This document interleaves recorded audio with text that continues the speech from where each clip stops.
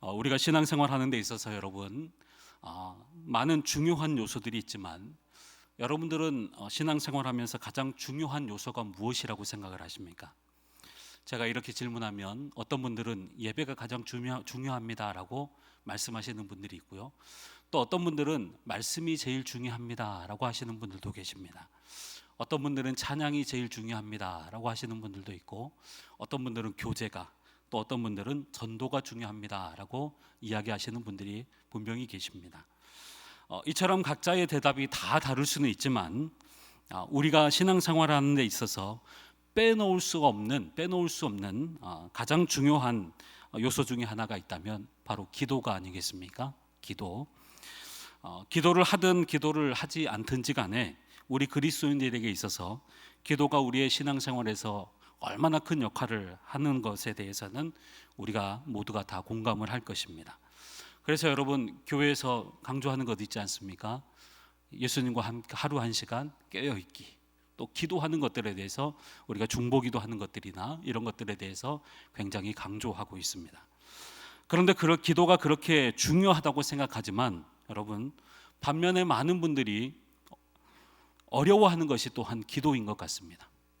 기도가 중요하고 기도를 해야 되겠다라고 하지만 기도가 굉장히 어려운 것 같습니다. 우리가 흔히 기도를 단순하게 하나님과 대화하는 것이고 영혼의 호흡이라고 우리가 보통 정의하지만 막상 기도를 하다 보면 여러분 어떻습니까?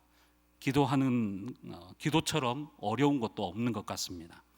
더욱이 우리가 처음 신앙생활을 할 때는 하나님께 정말 대화하듯이 하지 않습니까? 하나님, 이거는 좀 이렇게 해주세요. 하나님, 이거는 또 이렇게 좀 해주세요 라고 우리가 단순하게 기도를 드리지만 신앙의 연조가 좀 깊어지고 또 직분자가 되고 우리의 신앙이 조금 성장하다 보면 무슨 기도를 우리가 어떻게 해야 되나, 또 하나님이 원하시는 기도는 어떤 기도일까라고 하는 기도에 대한 고민들이 커지는 것을 우리가 보게 됩니다.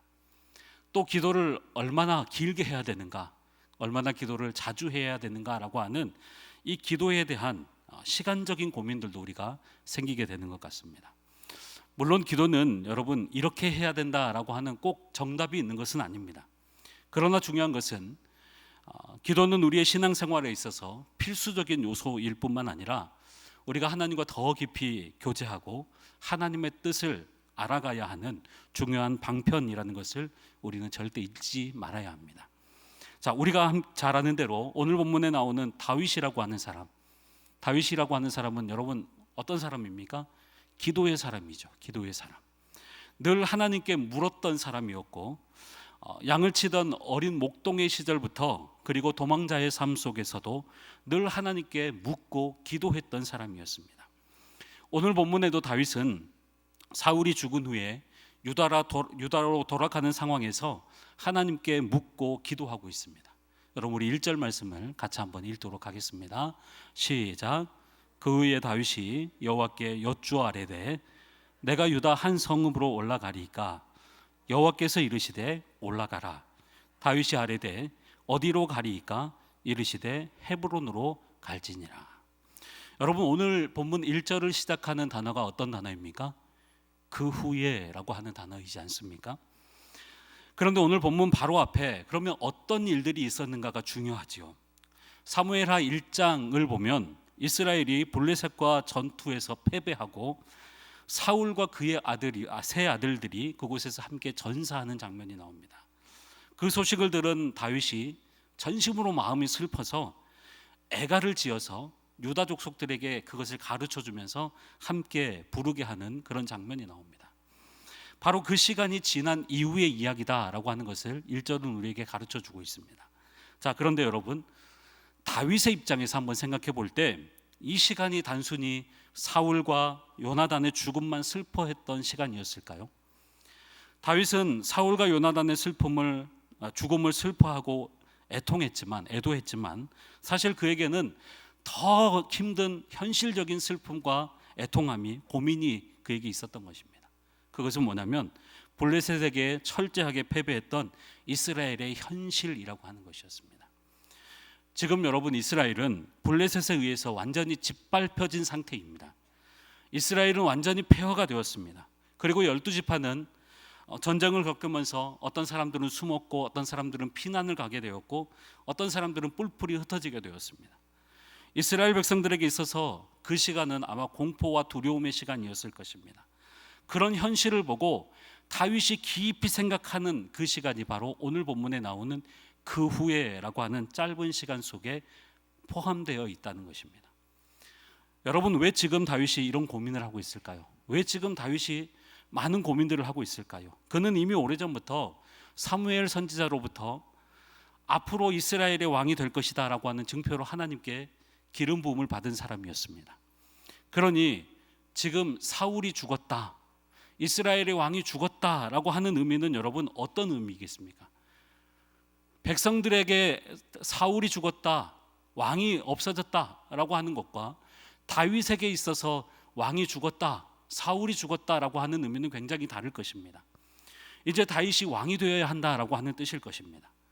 그 후에라고 하는 이 단어는 망하고 폐허가 된 이스라엘을 다윗 자신이 어떻게 재건해야 하는가, 앞으로 내가 어떻게 재건해야 되는가라고 하는 이 시간이라고 하는 것을 설명하고 있는 것입니다. 그러니 다윗의 마음이 여러분 얼마나 부담이 됐겠습니까? 그래서 다윗은 폐허가 된 이스라엘을 다시 재건하고 어떻게 내가 재건해야 되는가, 왕도 죽었고 왕의 세 아들도 죽었는데 도대체 이 나라를 어디서부터 어떻게 세워나가야 할 것인가, 어떻게 재건해야 할 것인가 라고 하는 생각들로 지금 다윗의 마음이 고민하고 있고 가득 차 있다라고 하는 것입니다. 그런데 바로 그때 다윗이 무엇을 하는지 한번 보십시오. 하나님께 묻습니다. 기도합니다. 우리 1절 말씀을 다시 한번 같이 읽도록 하겠습니다. 시작. 다윗이 여호와께 여쭈어 아뢰되 내가 유다 한 성읍으로 올라가리이까? 여호와께서 이르시되 올라가라. 다윗이 아뢰되 어디로 가리이까? 이르시되 헤브론으로 갈지니라. 여러분, 다윗은 하나님께 내가 유다 한 성읍으로 올라가리이까? 라고 묻습니다. 그러자 하나님이 올라가라 라고 대답하시죠. 그리고 또다시 다윗이 그러면 어디로 갈까요? 라고 묻습니다. 그러자 하나님은 헤브론으로 갈지니라 라고 대답하십니다. 이 짧은 한 절에, 한 구절에 하나님이, 다윗이 묻고 하나님이 대답하시는 장면이 두 번이나 반복되고 있습니다. 여러분, 앞에서 말씀드린 것처럼 다윗의 인생은 늘 하나님께 묻는 인생이었습니다. 하나님 어떻게 할까요? 하나님 어떻게 할까요? 늘 묻는 인생이었습니다. 그만큼 하나님과 가까워져 있었고 친밀한 관계 속에 살았습니다. 그래서 다윗은 늘 내 힘과 내 지혜와 내 생각으로 살아가는 사람이 아니라 늘 하나님께 하나씩 물어보면서 하나님의 인도함을 받고 살았던 사람이었습니다. 여러분, 이것은 굉장히 중요합니다. 전능하신 하나님, 살아계신 하나님께 우리가 물어야만 우리가 올바른 방향과 올바른 길을 제대로 갈 수 있고 그 길을 걸어갈 수가 있게 되는 것이죠. 사랑하는 성도님 여러분, 우리의 삶 가운데 우리가 어디로 가야 할지 모르고 어떻게 해야 될지 모를 때에 여러분, 그럴 때가 너무나도 많이 있지 않습니까? 인생은 여러분 한 치 앞도 볼 수 없는 안개 속을 걸어가는 것과 같습니다. 이러한 인생을 살아가면서 우리가 무엇을 의지하고 누구를 의지하고 누구에게 묻고 살아가시겠습니까? 우리의 길을 잘 아신 하나님, 인생의 모든 지혜를 가지고 계신 살아계신 하나님, 전능하신 하나님께 모든 것들을 묻고 맡기고 그렇게 나아가시는 우리 모든 성도님들이 되시기를 바랍니다. 그럴 때 우리의 하나님께서 예비하신 의의 길, 또 선한 길로 우리를 인도해 주실 줄 믿습니다. 자, 그런데 우리가 다시 한번 1절 말씀을 조금 자세하게 들여다볼 필요가 있습니다. 제가 1절 말씀을 다시 한번 읽도록 하겠습니다. 그 후에 다윗이 여호와께 여쭈어 아뢰되 내가 유다 한 성읍으로 올라가리이까? 여호와께서 이르시되 올라가라. 다윗이 아뢰되 어디로 가리이까? 이르시되 헤브론으로 갈지니라. 여러분, 지금 다윗이 있는 곳은요, 시글락이라고 하는 땅입니다. 시글락은 본래 유다 지파의 땅이지만 그 당시에는 블레셋에게 뺏겼기 때문에 블레셋 땅이었습니다. 지금 사울이 죽었습니다. 그러면 다윗이 블레셋 땅인 시글락을 떠나서 이스라엘 땅인 유다 땅으로 올라가는 것은 당연한 것이죠. 두말할 필요가 없습니다. 무슨 말이냐면 지금 다윗은 하나님께 뭘 묻고 있냐면 당연한 것을 묻고 있다는 것입니다. 굳이 묻지 않아도 되는 지금 당연한 질문을 하고 있다는 거예요. 내가 유다 한 성읍으로 올라가리이까? 이것은 너무나도 당연한 질문이에요. 굳이 하나님께 묻지 않고 기도하지 않아도 여러분 당연히 올라가는 것입니다. 그런데 그 당연한 것을 지금 하나님께 묻고 있다는 거예요. 또 뭐라고 기도하고 있습니까? 어디로 가리이까? 그러자 하나님은 헤브론으로 갈지니라 라고 말씀합니다. 사실은 하나님께서 헤브론으로 가지 않아도, 헤브론으로 가라고 하지 않아도 우리 여러 가지 상황과 정황상 다윗이 가야 할 곳은 헤브론밖에 없었던 것입니다. 당연한 것이었어요. 그런데 다윗은 헤브론으로 올라가는 것이 당연함에도 불구하고 하나님 어디로 갈까요? 지금 묻고 있는 것입니다. 왜 다윗은 헤브론으로 올라가야만 하느냐라고 하는 이런 질문들이 하나님 앞에 했지만, 거기 당연한 질문인데 거기로 올라갈 수밖에 없는 몇 가지 이유가 있었습니다.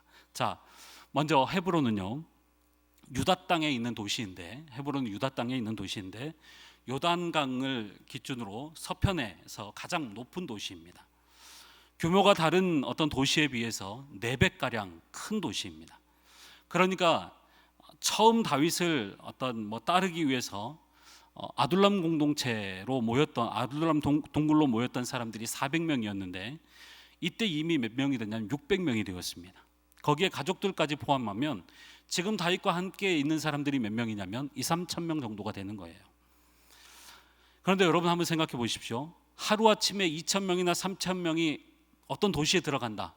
그럴 만한 도시가 여러분 크지 않으면 가능하지 않다는 것이죠.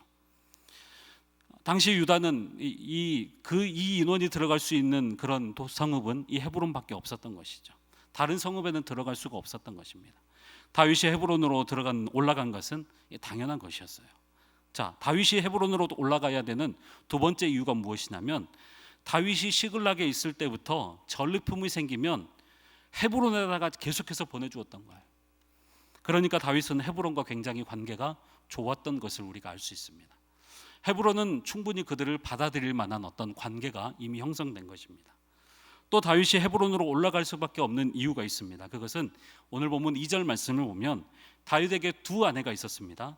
이스라엘 여인 아히노암과 또 갈멜 사람 나발의 아내였던 아비가일이라고 하는 사람이 있었습니다. 그런데 아비가일의 고향이 어디냐면 바로 이 헤브론입니다. 그러니까 다윗의 입장에서 보면 어디로 가는 거예요? 처갓집으로 가는 거죠. 처갓집 동네로 가는 것이죠. 처갓집으로 올라간다는 것은 정치적인 후원자가 있다고 하는 것을 의미하는 것이죠. 자, 그뿐만 아니라 이 헤브론은요, 아브라함이 하나님께 약속을 받았던 곳입니다. 어떤 약속을 받았냐면 창세기 15장에 보면 너희 씨로 말미암아 열방이 복을 받을 것이다. 하나님께서 아브라함에게 약속하셨던 그 땅이, 언약의 땅이 바로 이 땅입니다. 여러분, 다윗이 누구를 상징하는 것이죠? 나중에 예수 그리스도를 상징하지 않습니까? 예수 그리스도를 통해서 열방이 구원을 받을 것이다, 복을 받을 것이다 하는 이 언약의 승계점, 계승점으로서 다윗은 헤브론으로 가는 것은 당연한 것이었습니다. 또 여러분, 헤브론은 어떤 곳이냐면 아브람과 사라, 그리고 이삭과 리브가, 그리고 야곱과 또 누가 있죠? 레아. 이 사람들이 묻혔던 막벨라 굴이 있었던 곳입니다. 그러니까 언약과 관련하여서 헤브론은 아주 중요한 도시였기 때문에 다윗이 헤브론으로 올라가는 것은 너무나도 당연한 것이었습니다. 그리고 헤브론에는요, 가장 큰 도피성이 있었습니다. 그러니까 다윗이 시글락에서의 삶, 블레셋에서의 삶을 청산하고 유다로 돌아올 때 신앙의 어떤 정통성을 계승하기 위해서는요, 무조건 올라가야 하는 곳이 어디냐면 이 헤브론이었던 것입니다. 다른 데를 선택할 수가 없었던 것이죠. 제가 지금 이처럼 장황하게 말씀드리는 이유가 있어요. 다윗은 시글락, 즉 블레셋에서의 삶을 청산하고 유다로 올라올 때 당연히 어디로 올라가야 된다고요? 헤브론으로 올라가야 된다고요. 이거는 누구에게 묻지 않아도 당연히 올라가야 되는 거예요. 이것은 현실적으로 또 그리고 관계적으로도 정치공학적으로도 신앙과 언약의 측면에서도 볼 때도 다윗이 갈 수 있는 도시가 어디냐면 이 헤브론밖에 없다는 것입니다. 다른 곳을 생각해 볼 수가 없는 거예요. 당연한 거예요. 그런데 다윗은 이런 상황에서 뭘 하고 있어요? 하나님 앞에 묻고 있다는 거예요. 지금 다윗이 갈 수 있는 곳은 딱 한 군데밖에 없는데 뭘 물어봐요? 하나님 앞에. 그곳이 어디냐면 유다 땅 헤브론이에요. 이것은 굳이 기도하지 않아도 당연한 것입니다. 갈 수 있는 곳은 헤브론밖에 없는 거예요. 그러면 여러분, 만약에 그렇다면 뭐 해야 됩니까? 인간적인 방법들을 써야 되지 않습니까? 군사를 모집한다든지, 전략을 짠다든지, 전령을 미리 보낸다든지, 그렇게 해야 되는 것이 맞는 것이죠. 그런데 다윗은 그렇게 하지 않고 지금 뭐 하고 있냐면 기도하고 있다는 것입니다. 현실적이고 실제적인 어떤 이유가 있고, 정치공학적인 어떤 이유가 있고, 신앙과 언약의 정통성이라고 하는 것들이 분명히 있기 때문에 무조건 헤브론으로 가는 것인데, 당연한 이런 일까지도 지금 하나님 앞에 기도하고 있다는 것입니다. 여러분, 다윗이 이렇게 당연한 것을 기도하고 했다는 말은요, 하나님, 지금 제가 어디로 갈까요? 어떤 결정을 하기 위해서 지금 묻고 있는 것이 아닙니다. 다윗이 유다로 올라가고 헤브론으로 올라가야 하는 이 당연한 것을 가지고 기도했다는 것은 어떤 것을 지금 깨달았거나 어떤 것을 결정하기 위해서가 아니라 뭐 하기 위해서냐면, 중요합니다, 순종하기 위해서였다는 것입니다. 순종하기 위해서. 여러분, 다시 한번 잘 생각해 보십시오. 지금 다윗은요, 어쩔 수 없이 사울이 죽었기 때문에, 이스라엘의 왕이 없어졌기 때문에 이미 자신이 하나님께 기름 부음을 받았고, 이제부터는 이스라엘의 왕으로서 이스라엘을 다시 재건해야 되는 사명이 자기에게 있음을 깨닫게 되었습니다. 그렇기 때문에 그 사명을 이루기 위해서, 하나님, 유다로 진짜 올라가야 됩니까? 하나님, 그러면 어디로 올라가야 됩니까? 라고 지금 기도하고 있다는 것이에요. 당연한 질문임에도 불구하고 어떤 결정을 하기 위해서 지금 기도하고 있는 것이 아니라, 하나님의 그 사명을 이루기 위해서, 그 사명에 순종하기 위해서 했던 순종의 기도였다는 것입니다. 여러분, 이것은 굉장히 중요한 기도입니다. 여러분, 우리가 흔히 기도라고 하면 어떤 기도를 가장 먼저 떠올립니까? 기도하면 뭐가 다음에 나와요? 응답. 여러분, 우리가 기도합시다 하면은 응답 받으십시오라고 그렇게 얘기하지 않습니까? 기도하면 자연스럽게 응답이라고 떠올립니다. 기도하면 응답 받아야죠. 잘못된 것은 아닙니다. 저는 오늘 여러분의 기도가, 또 오늘 여러분 교회 나오시면서 안고 나왔던 기도의 제목들이 여러분 기도할 때 풍성한 응답의 열매들로 맺혀지기를 주의 이름으로 축복합니다. 자, 그런데 우리가 여러분 늘 기도의 응답만 있는 건 아니잖아요. 우리가 조금 더 기도하다 보면 단순히 기도의 응답만 경험하는 것이 아닙니다. 때로는 기도를 해도 응답이 안 될 때도 있습니다. 그러나 기도를 하다 보면 우리가 그동안 경험해보지 못했던 하나님과의 깊은 교제를 경험할 때가 있습니다. 또 우리가 알지 못했던 것들을 깨닫게 할 때도 있고, 앞서 우리가 나눴던 것처럼 어떤 결정을 하기 위해서 우리가 가야 할 길들과 어떤 하나님의 뜻을 알게 되는 그런 은혜들을 우리가 기도하면서 누리게 될 때가 있습니다. 자, 그런데 오늘 본문에 나오는 다윗의 기도는 사실 이러한 기도보다도 더 차원이 높은 기도입니다. 당연한 것을 기도하는 것, 사명을 이루기 위해서, 순종을 위해서 하는 기도, 어떤 것을 결정하기 위해서 기도하는 것이 아니라 순종하기 위해서 기도하는 이 기도가 바로 오늘 본문에 나오는 다윗의 기도였다는 것입니다. 저는 우리의 기도가 다윗의 기도처럼 차원 높은 기도, 하나님께서 우리에게 맡겨주신 사명을 온전하게 순종하기 위해서 드리는 이 순종의 기도가 되기를 주의 이름으로 축복합니다. 여러분, 목사님들이 연말이 되면요, 섬김이를 좀 세우려고 하고 교사를 세우려고 하지 않습니까? 교회에 또 각 부서에 어떤 일꾼들을 세우려고 할 때 부탁을 합니다. 집사님, 섬김이로 좀 섬겨주십시오. 아니면 교사로 좀 섬겨주십시오. 저랑 같이 좀 일했으면 좋겠습니다 라고 이야기하지 않습니까? 그러면 대부분 뭐라고 답하시죠? 네, 목사님, 기도해 보겠습니다. 속이 있으신 분들은 웃으시고요. 자, 거의 대부분 그렇잖아요. 제가 기도해 보겠습니다. 결론은 뭐죠? 안 하겠다는 이야기죠. 그러면 제가 네, 기도해 보고 말씀해 주십시오라고 그렇게 말합니다. 때로는 제 마음에 어떤 마음이 들 때가 있냐면, 겉으로는 안 합니다. 속으로는 어떤 마음이 들 때가 있냐면, 집사님, 기도는 제가 다 했어요. 이미 다 했어요. 그냥 집사님은 순종하시기만 하면 돼요 라고 말하고 싶은 마음이 여기까지 찰 때가 있습니다. 여러분, 가만히 생각해 보면 우리가 기도해 볼게요 라고 하는 말이 굉장히 애매하지 않습니까? 기도해 볼게요. 물론 기도하는 시간을 갖는 것 필요합니다. 그러나 사실 우리가 기도하는 이유는요, 하나님의 뜻을 찾기 위해서가 아니라 사실은 순종하기 위해서 우리가 기도하는 것입니다. 이것이 다윗이 오늘 드렸던 기도입니다. 그런데 중요한 것은 다윗은 어쨌거나 유다의 왕이 되고 나중에는 이스라엘 전체의 왕이 되지 않습니까? 그런데 우리가 왕이라고 하면 여러분 어떤 이미지가 떠오릅니까? 왕하면 어떤 이미지가 떠오릅니까? 여러 가지 이미지가 떠오르지만 왕이라고 하는 단어와 순종이라고 하는 단어는 여러분 어울리지 않는 단어예요. 왕은 순종하지 않습니다. 왕은 순종하는 사람이 아닙니다. 왕은 오히려 순종하게 만드는 사람이죠. 그런데 지금 다윗은 사울이 죽었기 때문에 여러분 왕이나 다름없지요. 그런데 다윗은 지금 하나님께 순종의 기도를 드리고 있다는 것입니다. 여러분 고대 근동에서는요, 순종하는 왕이라고 하는 이런 개념이 없습니다. 고대 근동에서는 왕은 여러분 군림하는 왕입니다. 그러니까 명령하는 왕입니다. 왕은 곧 신입니다. 그렇기 때문에 왕은 순종하는 것과는 거리가 멀어요. 그런데 오늘 본문에 나오는 다윗의 모습은 어떻습니까? 왕은 왕인데 순종하는 왕이에요. 하나님 앞에 하나님 제가 순종하겠습니다 라고 결단하며 사명을 누리기 위해서 하나님 앞에 기도하면서 순종하는 왕으로 묘사되고 있는 것입니다.